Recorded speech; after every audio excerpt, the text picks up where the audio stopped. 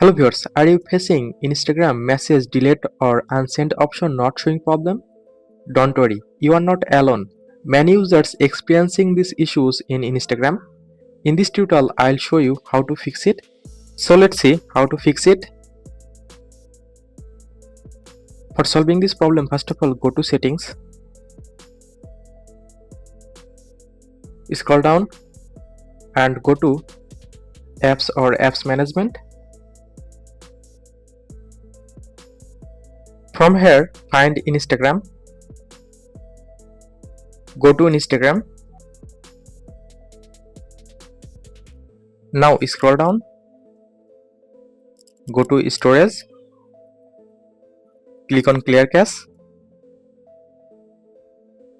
Go back. Now click on force stop and force stop your Instagram apps. Now go to Play Store and search Instagram.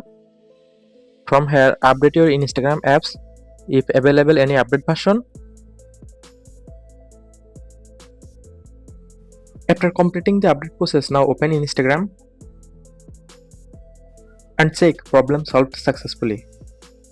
If still problem not resolved, then uninstall Instagram apps and reinstall again. Hopefully this method will fix your problem. So thanks for watching.